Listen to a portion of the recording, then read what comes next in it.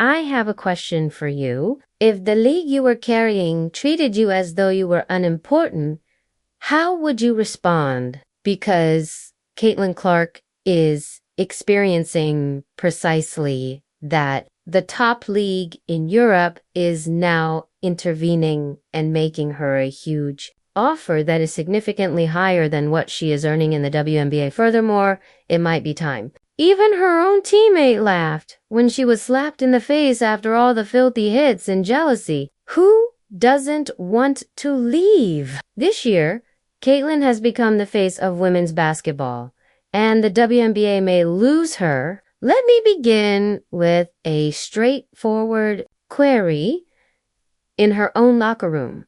How does the face of a whole league feel like a stranger? Without a question, Caitlin Clark entered the WNBA with a lot of excitement.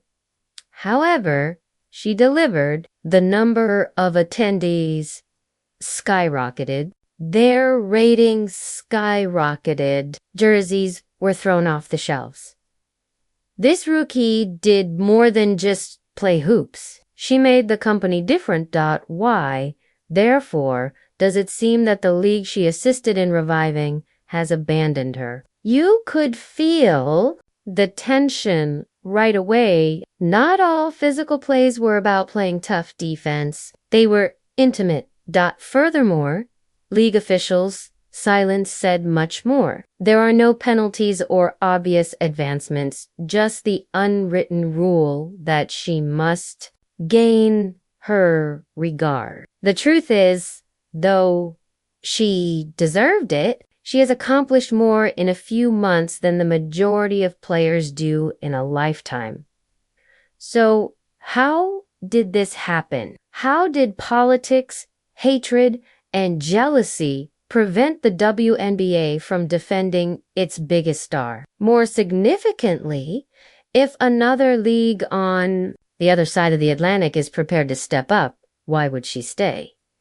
If you were her, how would you respond? Now let's discuss the physicality. Although every rookie experiences some setbacks, Caitlin's ordeal was extraordinary. This was more than just defense, ranging from harsh fouls to direct elbows to the face. It had the feel of a message. Do you recall the shoulder check that Kennedy Carter gave you? It was referred to as a common foul. Let's face it though, she did it on purpose. It was evident in the way she squared up, lowered her shoulder, and followed through. It was more than just a defensive move. Sending a message was what that was. The message was amplified when Angel Reese grinned from the sidelines. We dislike the attention you're giving us. But why the animosity? The cameras weren't requested by Caitlin. She made no cries to get the sponsorships. Millions of followers joined her when she simply showed up and played her game. And for some reason, that turned her into a target. It's not basketball. It's personal. When you're a rookie and veterans treat you like you're in Game 7 every night. She also never flopped or wetted through it all. Every time she got back up. Toughness is that. Nevertheless, the WNBA's silence was deafening. No league protection, no public backing, and no assurance that we've got your back. Therefore, once more, if Europe is observing this and saying, "Hey, Caitlin, we see you," how long before she says, "Let me go where I'm wanted"? Would you stay? We value you. Among the most agonizing experiences of the season, it wasn't from an adversary. Her own teammate was the source.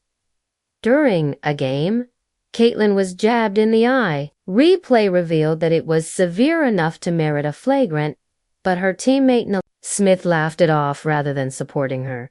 Even worse, she shared the players' laughter. Additionally, she happened to be dating that player. Following the game, Melissa and her girlfriend even recorded a video about it, smiling, joking, and displaying no remorse as if it had all been a humorous incident, rather than a blatantly cheap shot that clearly caused Caitlin agony. Caitlin responded instinctively, like everyone else does when someone pokes them in the eye.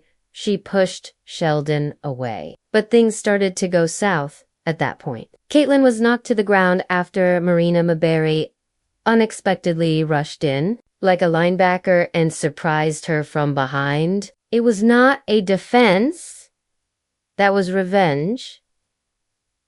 That was just plain filthy. Nevertheless, Caitlin was given a technical foul in the midst of the confusion. Consider that she is attacked twice, and in some way, she is the one who is punished. Maber and Sheldon were not expelled at that time. After the game, Maber's foul was only upgraded. Caitlin, meanwhile, simply needed to get up, brush it off, and continue playing as if nothing had occurred. For this reason, Europe is becoming more and more alluring because they guard their stars over their dot instead of punishing them for defending themselves. They encourage them. Tell me, then, would you say, I'm out? Or would you still want to be in this league after something like that? Jealousy, let's call it that. Caitlin Clark was not an overnight arrival to the league. Loudly, she entered. ESPN covered every action. Social media erupted. Fans showed up in droves, and that ruffled feathers. You could sense it. Players who've been grinding for years suddenly watching a youngster take all the spotlight. Some smiled through it. Others not so much. They started chirping in interviews, questioning her defense, downplaying her stats. She's not that tough. She ain't encountered real defense yet. You could hear it. But here's the kicker. Caitlin never requested the notoriety. She merited it. She created a new platform for the WNBA, attracted millions of viewers, and made college history. Some attempted to tear her down rather than raise her up. Now, picture yourself turning up every night, dropping dimes, hitting logo threes, and remaining composed despite being in that storm. And now that EuroLeague teams are in play, that would be fantastic. So, would you enter a respectful environment or remain in one that is teeming with jealous energy? With good reason.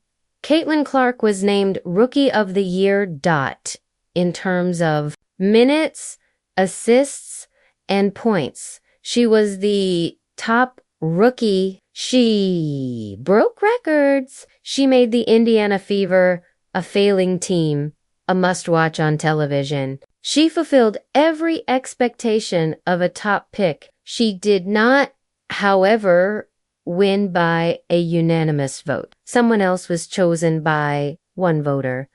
I don't want to disparage the other player. She had a successful season.